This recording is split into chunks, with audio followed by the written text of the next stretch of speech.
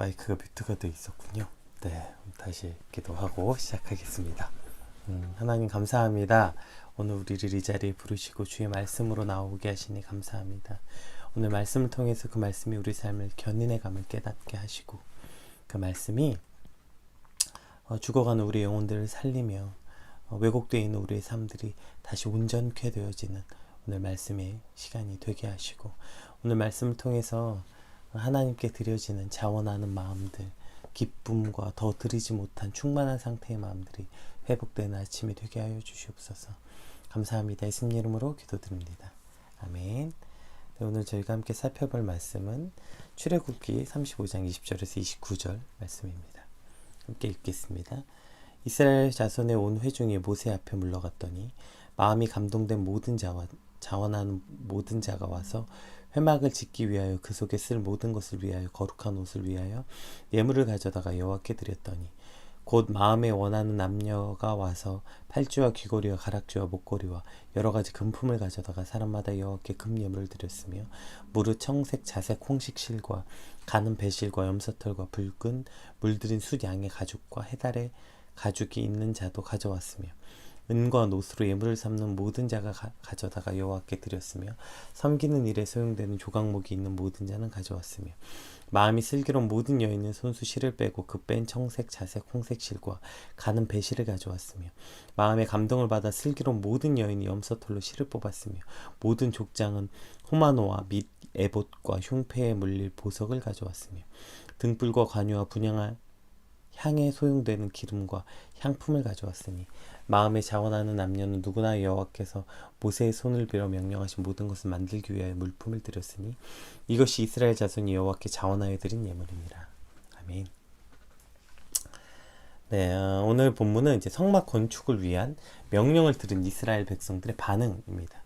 성막 건축을 위한 이스라엘 백성들의 반응은 어떤 헌신의 가장 모범적이고 이상적인 모습을 보여주는 것 같아요. 우리 먼저 그럼 20절 말씀 한번 같이 살펴볼까요?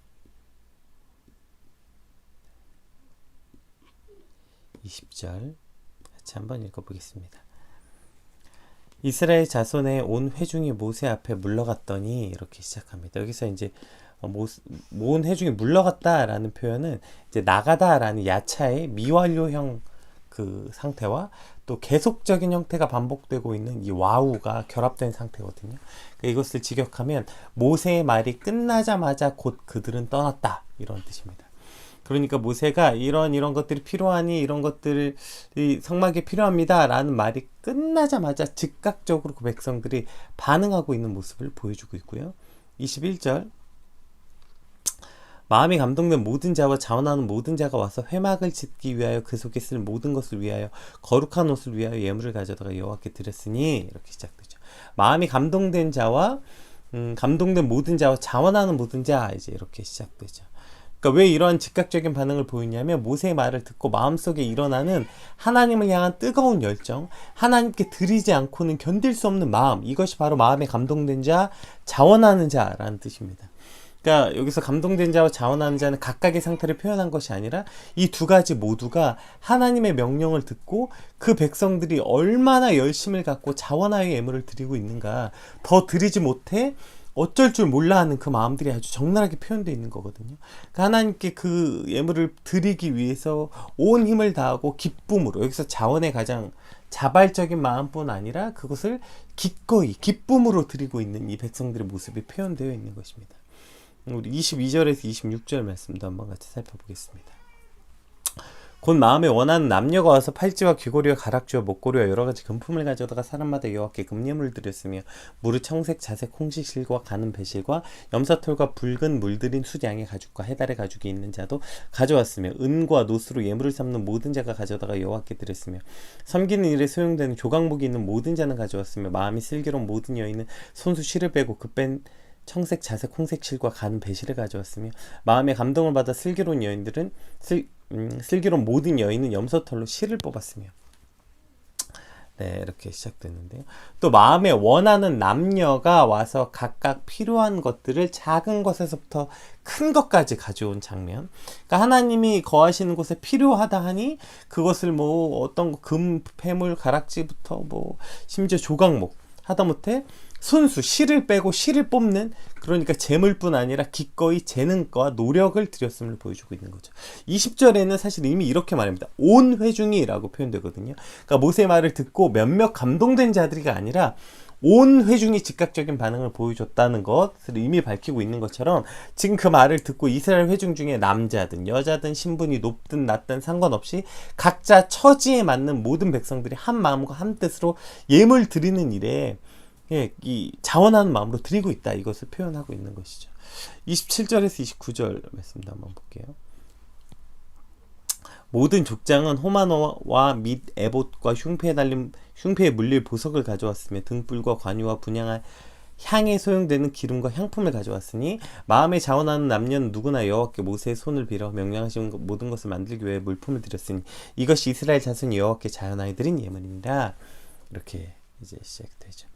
그러니까 여기서 족장이라는 표현은 각 지파 회중의 실제적인 리더, 실제적으로 그들이 이끄는, 그래서 이것은 두목 혹은 우두머리라고 해석하는 게 더 올바르다고 해요. 어쨌든 그러니까 각 회중을 이끌고 있는 지도자, 리더 그룹을 말하는 거죠.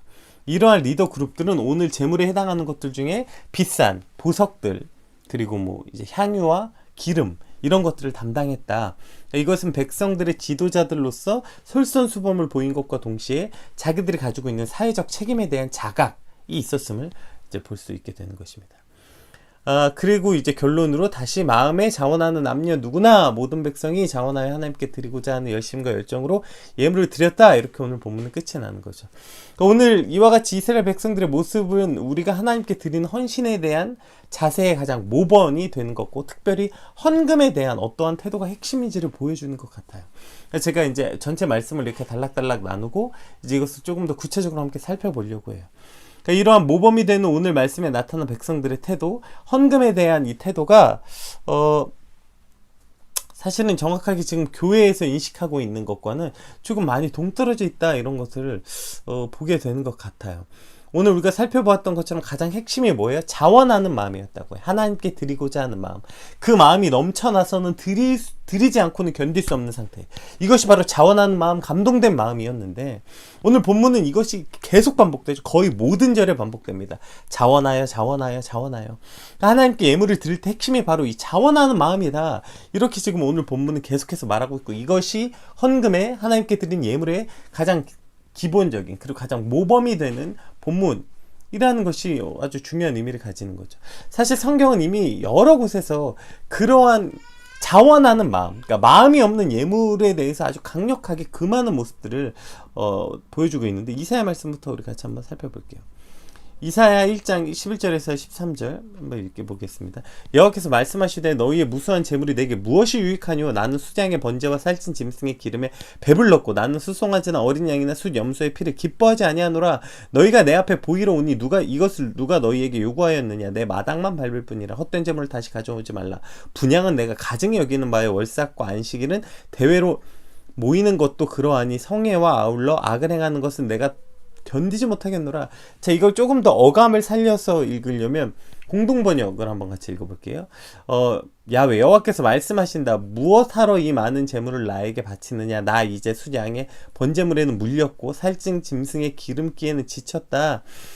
황소와 어린 양과 숫 염소의 피는 보기도 싫다. 너희가 나를 보러 오는데 도대체 누가 너희에게 내 집 뜰을 짓밟으라 하더냐? 더 이상 헛된 재물을 가져오지 말라. 이 재물 타는 남새의 구역질이 난다. 초하루와 안식일과 축제의 마감 날에 모여서 하는 헛된 짓을 나는 더 이상 견딜 수 없다. 아모스 말씀도 한번 같이 읽어볼까요? 너희가 내게 번제나 소제를 들지라도 내가 받지 아니할 것이요 너희가 살찐 희생과 화목제를 내게 화목제도 내가 돌아보지 아니하리라. 내 노랫소리를 내 앞에서 그칠지어다. 내 비파 소리도 내가 듣지 아니하리라. 사실 성경은 이미 여러 군데에서 마음이 없는 제사, 즉 그저 의무감으로 드리는, 억지로 드리는 제사와 예물이 어떠한 하나님께 의미인지 그런 것을 가져오지 말아라, 지금 이렇게 말하고 있는 거죠. 그러니까 그냥 의무감으로 드리는 억지로 드린 예물이 내게 가증한 것, 역겨운 것이 되고, 또 심지어 어떤 대가를 바라고 드린 예물, 그러니까 마치 어디 점집에 가서 뭐 성공을 하고 취업하고 뭐 이거 하기 위해서 부적 써주는 값으로 내는 것 같은 이런 왜곡된 예물에 대해서 하나님이 역겹다고 말씀하시고, 그러한 재물, 그러한 예물을, 그러한 제사를 그치라, 이렇게 말씀하고 있는 것입니다.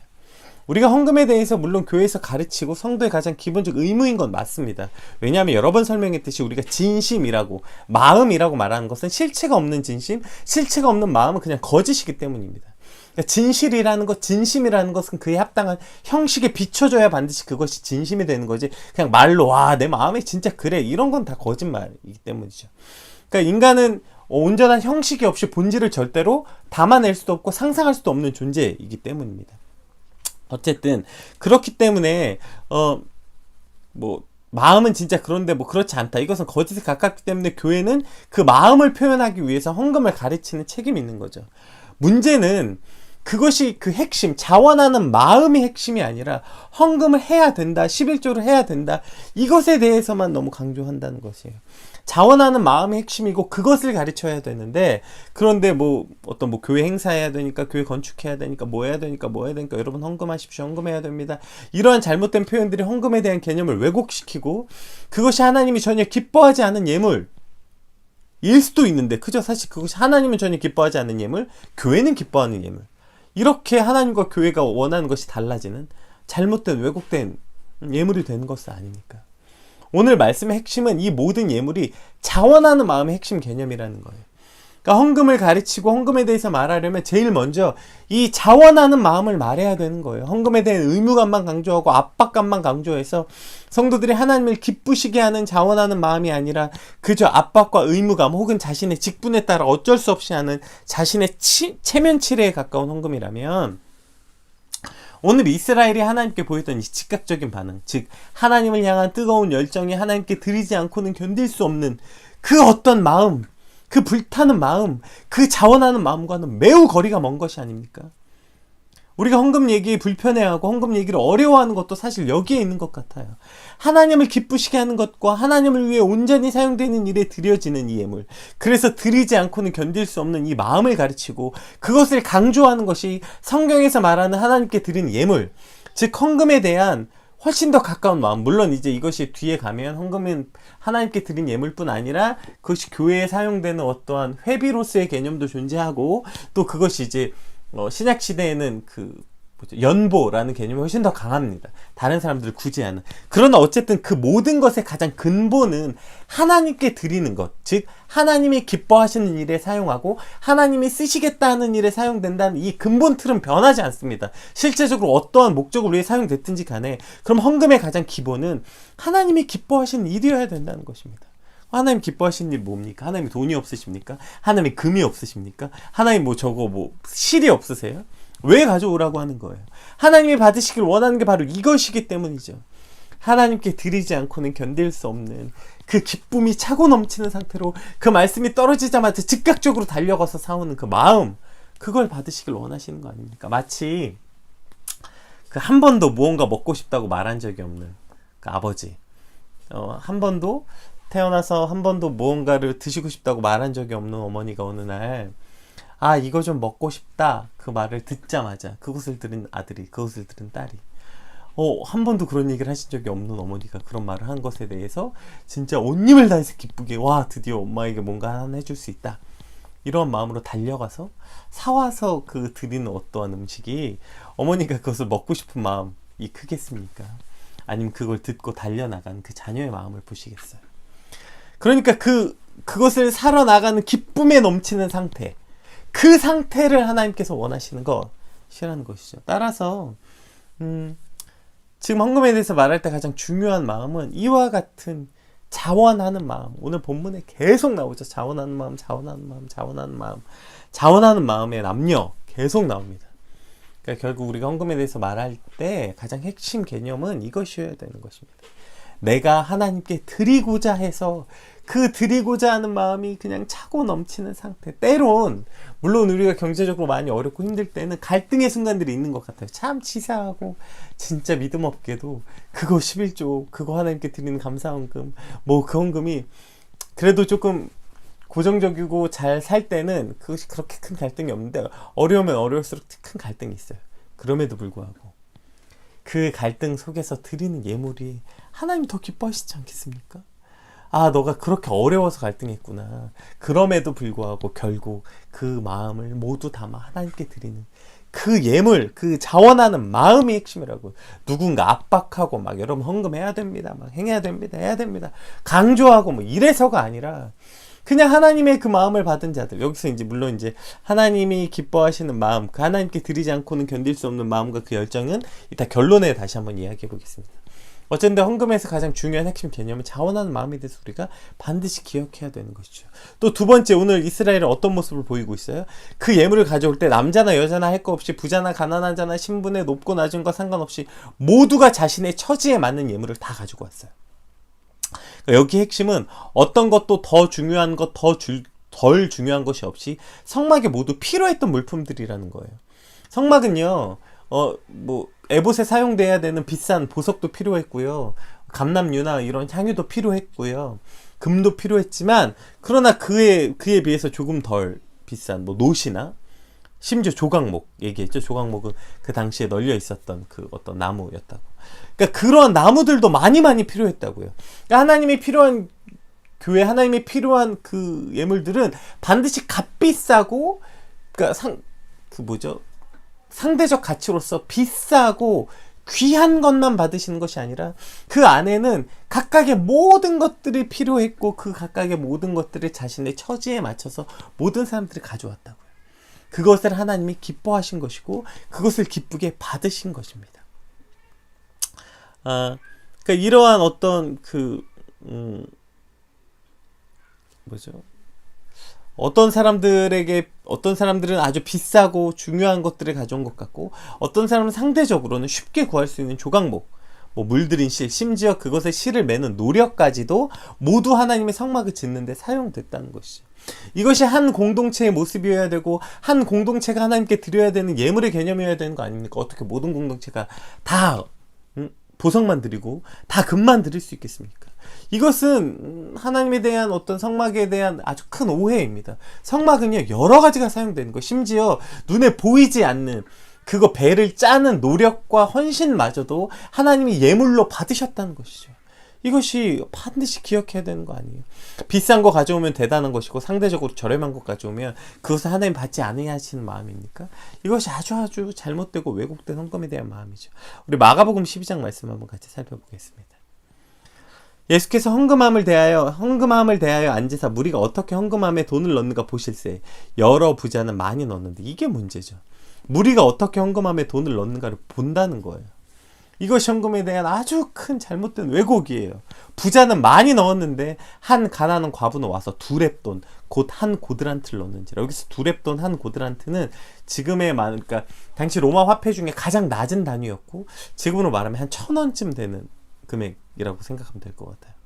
자, 이렇게 넣었다고요. 예수께서 제자들을 불러다가 이르시되 내가 진실로 너희에게 이르노니 이 가난한 과부, 1,000원 는 과부는 헌금함에 넣은 모든 사람들보다 많이 넣었도다. 그러니까 위에 부자들이 많이 넣은 사람들보다 이 과부의 1,000원이 훨씬 더 많이 넣었다. 왜요?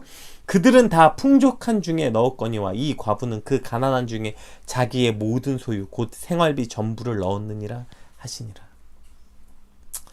이것이 지금 오늘 하나님이 기뻐하시고 예수님이 기뻐하시는 예물이라는 거예요.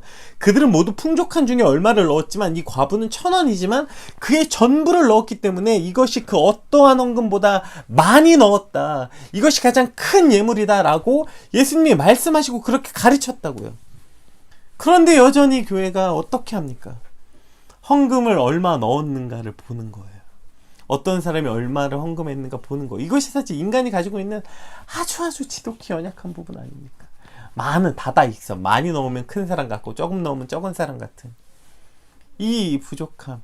아니, 왜 우리가 하나님께 드리면서 부끄러워합니까?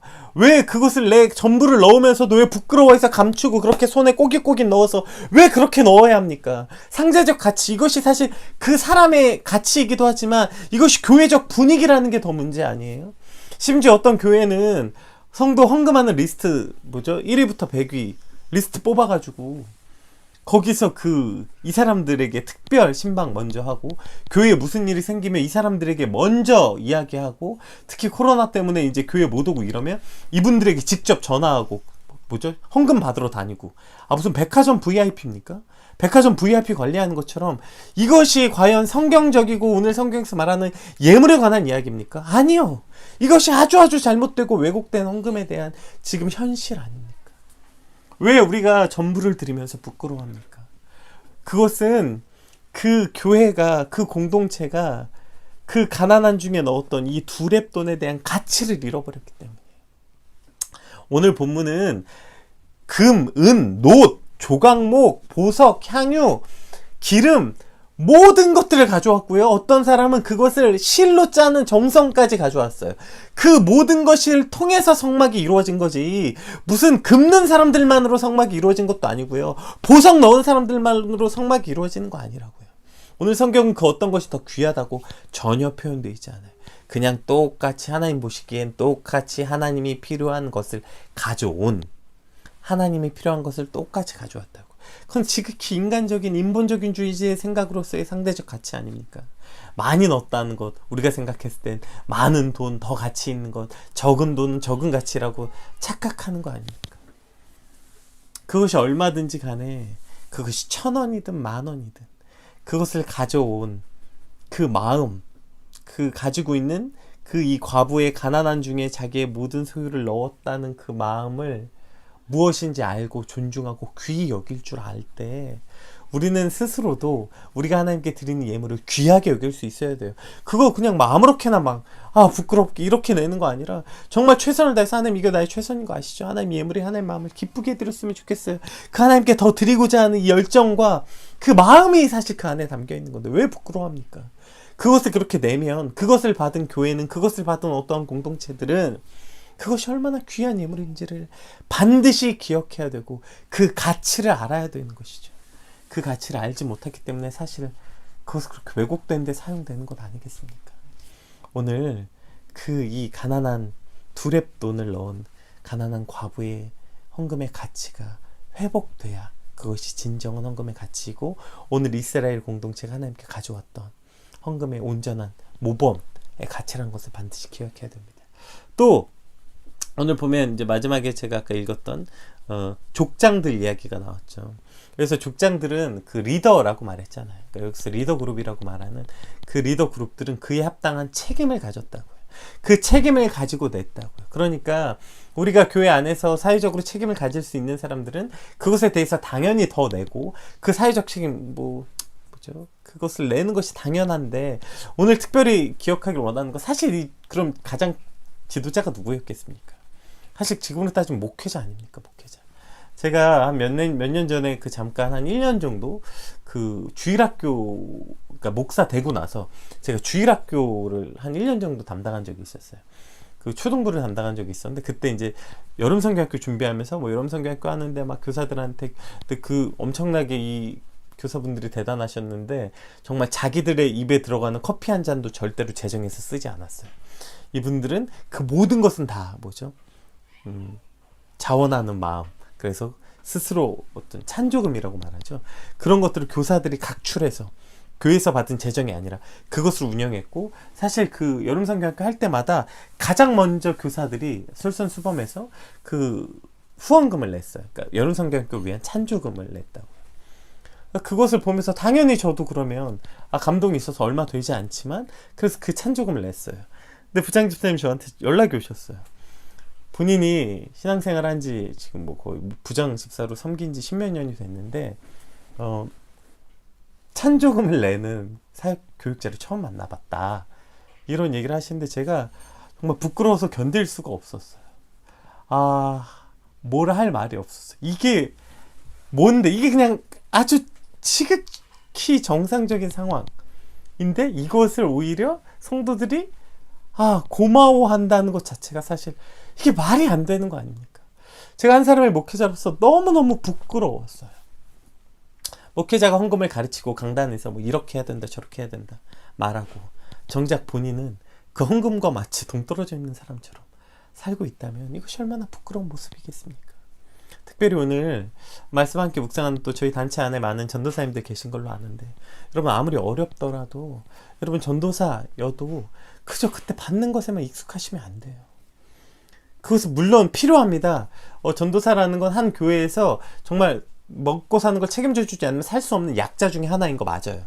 그럼에도 불구하고 거기서 드릴 수 있는 것들을 드리고, 거기서 몸으로 본으로 돼서 지도자로서 그 안에 어떠한 것을 드려야 하는지를 사실 삶으로 보여줘야 그것이 헌금에 대해서 가르칠, 설교할 수 있는 자격이 생기는 거 아닙니까? 오늘 각각의 지도자가 자신의 책임을 알았다고요. 그 책임에 맞는 예물을 가져왔던 것처럼 한 공동체 안에서 그 책임 있는 자에 있는 자들이 책임 있는 것의 모습에 스스로 자발적으로, 이것도 제발 강조하지 말고요. 무슨 장로 되려면 뭐 5천만 원을 가져와라, 권사 되려면 1,000만 원을 가져와라.